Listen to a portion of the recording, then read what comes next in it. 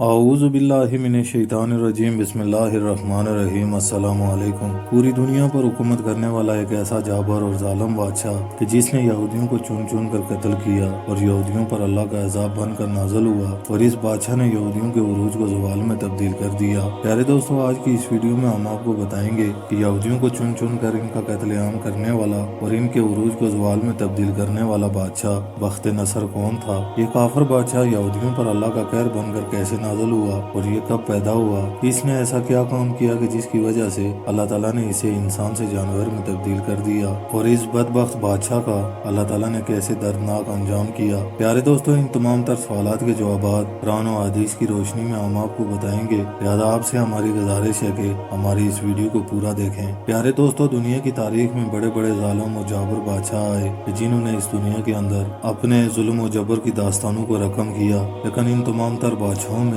چار بادشاہ ایسے بھی تھے جنہوں نے پورے روئے زمین پر حکومت کی۔ ان چاروں بادشاہوں کا حکم مشرق سے مغرب تک اور شمال سے جنوب تک چلتا تھا۔ پیارے دوستو، ہم جس بادشاہ کا ذکر کرنے جا رہے ہیں اس کا نام بخت نصر ہے۔ پیارے دوستو، اللہ تعالیٰ کا یہ قانون ہے کہ وہ کسی بھی قوم پر اپنا عذاب اس وقت تک نازل نہیں فرماتا کہ جب تک وہ قوم اللہ تعالیٰ کی نافرمان ثابت نہ ہو چکی ہو۔ یاد رہے کہ کسی بھی قوم کا زوال اس وقت شروع ہو جاتا ہے جب وہ اللہ تعالیٰ کی نافرمان ہو جاتی ہے اور حد سے زیادہ بڑھ جاتی ہے اور طرح طرح کے گناہوں میں مبتلا ہو جاتی ہے اور کفر و شرک کر بیٹھتی ہے۔ پیارے دوستو، پہلے جتنی بھی قومیں ہلاک ہوئیں وہ سب کی سب اللہ تعالیٰ کی نافرمان ہو چکی تھی، بت پرستی اور ہر طرح کے گناہوں میں مبتلا ہو چکی تھی۔ انہی اقوام میں ایک قوم یہود تھی، وہ بھی بت پرستی اور طرح طرح کے گناہوں میں مبتلا ہو چکی تھی۔ یہودی بھی سرکش اور نافرمان تھے اور معصوم لوگوں پر ظلم و ستم کیا کرتے تھے۔ پیارے دوستو، ایک وقت تھا کہ قوم یہود اللہ تعالیٰ کی سب سے لاڈلی قوم تھی۔ یہ قوم اللہ تعالیٰ سے جو بھی مانگتی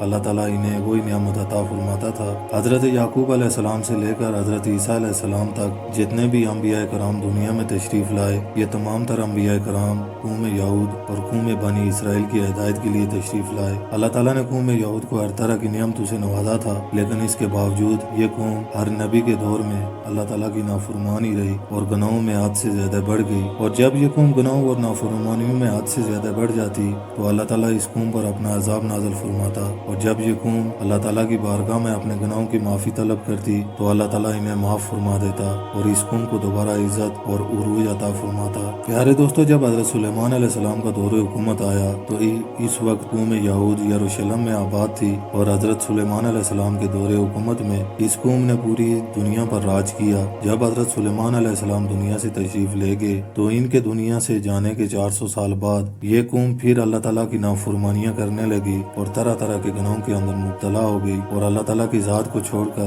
کفر اور بت پرستی میں مبتلا ہو گئی۔ تو اللہ تعالیٰ نے اس قوم پر اپنا عذاب نازل فرمایا اور ایک ظالم اور جابر بادشاہ جس کو دنیا بخت نصر کے نام سے جانتی تھی اس قوم کے اوپر مسلط کر دیا۔ پیارے ناظرین، بخت نصر قوم یہود کے اوپر اللہ کا قہر بن کر ٹوٹ پڑا اور قوم یہود کو نیست و نابود کر دیا۔ پیارے دوستو، بخت نصر بادشاہ کا دور حکومت حضرت سلیمان علیہ السلام کے دور حکومت کے بعد شروع ہوا۔ پیارے دوستو، بخت نصر کو بھی اللہ تعالیٰ نے حضرت سلیمان علیہ السلام کے بعد پوری روئے زمین کی بادشاہی عطا فرمائی تھی۔ پیارے دوستو، بخت نصر کی پیدائش کے بارے میں دو طرح کی روایات ملتی ہیں۔ ایک روایت کے مطابق یہ قوم عمالقہ میں سے تھا اور اس کے ماں باپ نے اس کے پیدا ہونے کے بعد نصر نامی بت کے پاس چھوڑ دیا تھا، اور یہ نصر نامی بت اس وقت بہت زیادہ پوجا جاتا تھا۔ چونکہ یہ بچہ نصر نامی بت کے پاس ملا تھا اور لوگوں نے اس کا نام بخت نصر رکھ دیا، یعنی نصر کا بیٹا۔ دوسری روایت میں یہ ایک بادشاہ کے گھر میں پیدا ہوا۔ بخت نصر ایک ذہین، بہادر اور جنگجو انسان تھا۔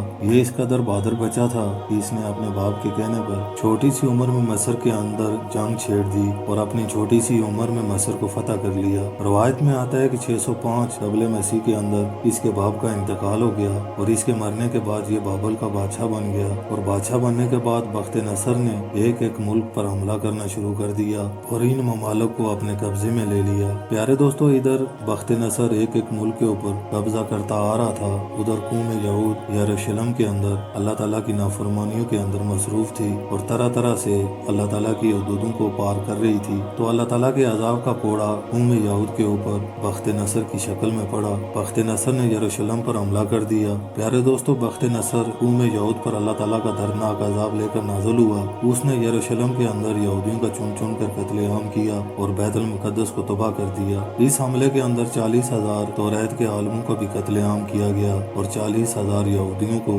جلا وطن کر دیا۔ اس وقت قوم یہود قتل و غارت کے ڈر سے دوسرے ممالک کی جانب بھاگنے لگی۔ اس حملے کے اندر بخت نصر بادشاہ نے 80,000 یہودیوں کو اپنا قیدی بنا لیا تھا اور بعض روایات کے مطابق قیدی بننے والے افراد کی تعداد 80,000 سے زیادہ تھی۔ حاضرین محترم، روایات کے مطابق ان قیدیوں میں اللہ تعالیٰ کے 2 نبی بھی شامل تھے۔ ایک کا نام حضرت دانیال اور دوسرے کا نام حضرت عزیر علیہ السلام ہے۔ پیارے دوستو، جب بخت نصر بادشاہ نے یروشلم پر حملہ کیا تو تمام کے تمام یروشلم کو جلا دیا اور ہیکل سلیمانی کو گرا دیا اور ہیکل سلیمانی کے تمام خزانوں کو لوٹ لیا اور ہیکل سلیمانی کے اندر تمام کتابوں کو جلا دیا جن کے اندر تورہ شریف کے اصل نسخے بھی موجود تھے۔ پیارے دوستو، اس طرح بخت نصر نے ظلم و ستم کی حدات کو پار کرتے ہوئے یہودیوں کا قتل عام کیا اور تورہ شریف کی بیعت بھی کرتے ہوئے معاذ اللہ تورہ شریف کو جلا دیا۔ پیارے دوستو، اس قتل و غارت کے دوران تابوت سکینہ جو اس وقت ہیکل سلیمانی کے اندر موجود تھا لیکن کہیں غائب ہو گیا اور اس قتل و غارت کے بعد